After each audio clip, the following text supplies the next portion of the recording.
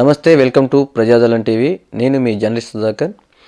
మనకి ప్రపంచవ్యాప్తంగా జరుగుతున్న అనేక యుద్ధాలలో మరి ఇజ్రాయెల్, ఇరాన్, అమెరికా 3 దేశాల మధ్య జరుగుతున్న ఈ యొక్క యుద్ధం ఈటికి 13వ రోజు.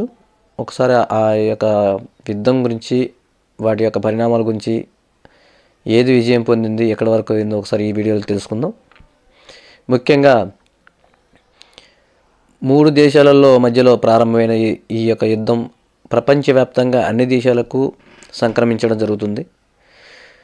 ఇప్పుడు మనం చాలామంది స్టార్టింగ్లో అనుకున్నాం, అసలు ఈ యుద్ధం జరుగుతుంది కదా, ఇది అక్కడ జరుగుతున్న యుద్ధం ఎవరికి అసలు ఏమి సంబంధం ఉండదు కదా అంత అనుకున్నాం. కానీ చాలా వరకు కూడా ఇప్పుడు జరుగుతున్న పరిణామాలు బట్టి ప్రపంచవ్యాప్తంగా ఉన్న అన్ని ప్రాంతాలకు కూడా ఇది సంక్రమిస్తుంది. దీనివల్ల నష్టం కూడా జరుగుతుంది.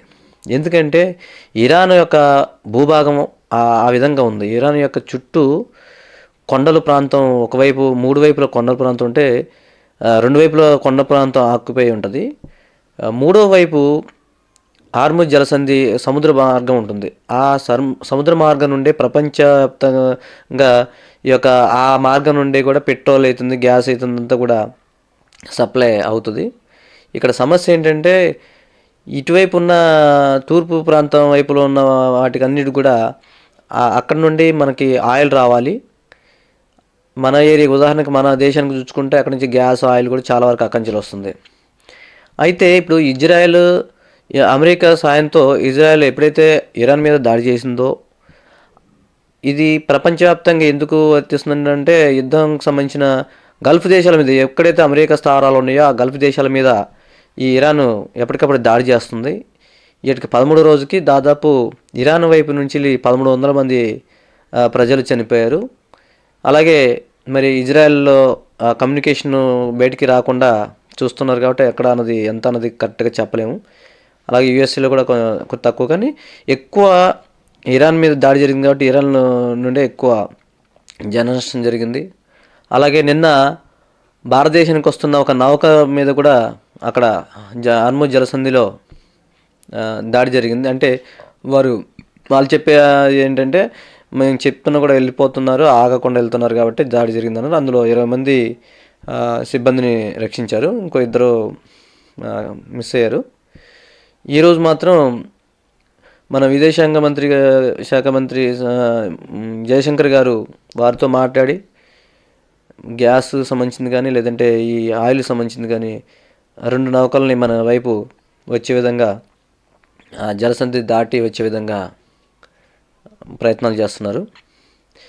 అసలు ఇది ఏంటి, ఎందుకు ఈ ప్రాబ్లం అంటే ప్రపంచవ్యాప్తంగా ఎందుకు వస్తుందంటే, ఇప్పుడు మన అందరం కూడా భారతదేశంలో ఉదాహరణ మన ఇండియాలో ఆయిల్ రేట్లు పెరుగుతున్నాయి, ఆయిల్ రేట్ పెరిగే అవకాశం ఉందంటే ఇప్పుడు మోడీ గారు ఆల్రెడీ కొంత స్టాకు ఏర్పాటు చేసుకుని ఉన్నారు కాబట్టి ప్రాబ్లం. ఇదే యుద్ధం ఇంకొక నెల రోజులు కొనసాగిందంటే ఆయిల్ రేట్స్ కూడా పెరిగిపోతాయి. ఇప్పటికే గ్యాస్ సమస్య వచ్చింది, గ్యాస్ ప్రాబ్లమ్స్ వచ్చింది, అంటే బ్లాక్ మార్కెట్ వల్ల కూడా గ్యాస్ సమస్యలు వస్తున్నాయి.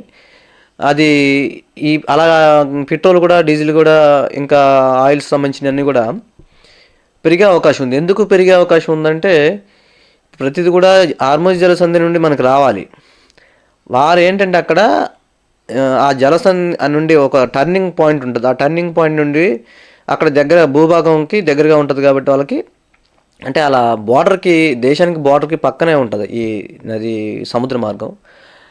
అక్కడ నుండి ఈ పడవలన్నీ కూడా, ఒక ఓడలన్నీ కూడా రావాలి కాబట్టి ఓడలు వాళ్ళు అక్కడ కూడా ఆఫ్ చేసి ఇది క్రియేట్ చేస్తారు. అంటే కావాలనే ఇరాన్ ప్రభుత్వం, కావాలనే ఇరాన్ యొక్క దేశం, వారి యొక్క నాయకుడు చనిపోయారు కాబట్టి ఇది ప్రపంచాన్ని ఎలాగైనా కొంచెం ఇబ్బంది పెట్టాలన్న ఆలోచనతో వాళ్ళు ముందుకెళ్ళడం జరుగుతుంది. ఎందుకంటే ఇప్పుడు మేము మీద దాడి ఎందుకు జరిగింది, మేము ఎవరికి నష్టం జరగకుండా దాడి జరిగినప్పుడు ఎవరు స్పందించలేదు అని చెప్పి అందరిని ఇబ్బంది పెడితే అప్పుడు అమెరికా మీద ఒత్తిడి జరిగి, అలాగే ఇజ్రాయెల్ మీద ఒత్తిడి జరిగి ప్రపంచ దేశాలన్నీ కూడా వాళ్ళ మీద ఒత్తిడి చేసి ప్రస్తుతానికి యుద్ధం విరమించే విధంగా ప్రయత్నం చేస్తారని చెప్పి వాళ్ళ ఆలోచన ఉంది.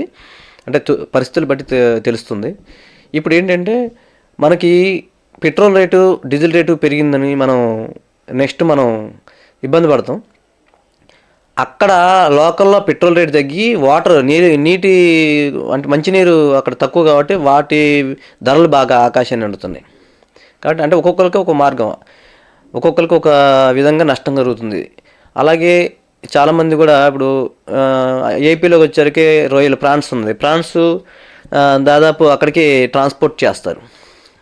ఆ ట్రాన్స్పోర్ట్ చేసే దగ్గర ఇప్పుడు అక్కడ ఆగిపోయింది. అంటే ఏదో విధంగా ప్రతి ఒక్కరికి, ప్రపంచంలో ఉన్న ప్రతి ఒక్కరికి కూడా ఈ యొక్క యుద్ధ పరిణామాలు అందరికి కూడా నష్టాన్ని చేస్తాయి. మన కాడ కూడా బ్లాక్ మార్కెట్, ఇప్పుడు గ్యాస్ ఉంది, గ్యాస్ చాలా వరకు కూడా బ్లాక్ మార్కెట్ అవుతుంది. అంటే హోటల్స్కి వాటికి కమర్షియల్ సంబంధించినంత కూడా, వ్యాపార సంబంధించినంత కూడా గ్యాస్ సప్లై తగ్గిపోయింది.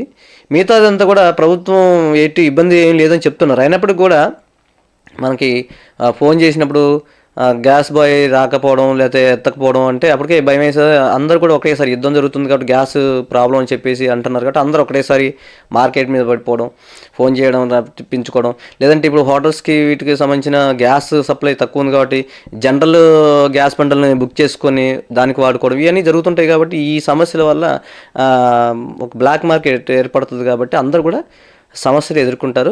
ఇంకా ముందు ముందు అవకాశం, యుద్ధం త్వరగా ముగించాలని మనం కోరుకోవాలి. ఎందుకంటే ఇంకా ముందు ముందు కూడా జరిగే అవకాశం ఉంది. అలాగే ఇజ్రాయెల్ మీద కూడా భారీగా వీళ్ళు ఆయుధాలని ప్రయోగం చేస్తున్నారు మన ఇరాన్ ప్రభుత్వం. ట్రంప్ చూస్తే ట్రంప్ గారు ఏమంటున్నారు, ఇంకా కొన్ని రోజులు మేము ఎప్పుడైతే అనుకుంటామో అప్పుడు ఆప్ చేయగలం యుద్ధం అని చెప్పేసి ఆయన అనుకున్నప్పటికీ ఇరాన్ మాత్రం దానికి అంగీకరించినట్లు కనిపించట్లేదు. అంటే వార్తలు చూసినట్లయితే, కథనాలు చదివినట్లయితే దానికి అంగీకరించినట్లు లేదు. ఇంకా యుద్ధం కొనసాగే విధంగా ఉంది. మేజర్గా వచ్చరికి ఇరాన్ దగ్గర ఉన్న ఆయుధాలు, అంటే ముఖ్యంగా డ్రోన్స్ తోటి ఎక్కువ యుద్ధం జరుగుతుంది. చుట్టుపక్కల ఉన్న గల్ఫ్ దేశాలపైన ఇంకా కొనసాగుతూనే ఉంది. గల్ఫ్ దేశాల్లో ఉన్న, ఇప్పుడు దుబాయ్ ఉంది, దుబాయ్లో ఉన్న ఆయిల్ ట్యాంకర్స్ మీద కానీ, వాటర్ ట్యాంక్స్ మీద, వాటన్నింటి మీద కూడా భారీ ఎత్తున ఇవన్నీ కూడా బాంబులు వేయడం, ఇవన్నీ చేస్తున్నారు. త్వరలో యుద్ధం ముగించాలని మనం కోరుకోవాలి.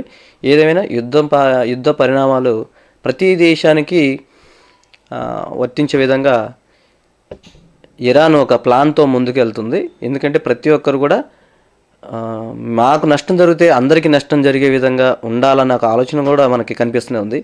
ఎందుకంటే మెయిన్ వచ్చరికి ఈ ఆయిల్స్, పెట్రోల్, డీజిల్ ఇవన్నీ సంబంధించిన క్రూడ్ ఆయిల్ అంతా కూడా ఎప్పుడైతే ఆఫ్ చేయడం జరుగుతుందో ప్రతి దేశం కూడా స్పందిస్తుంది.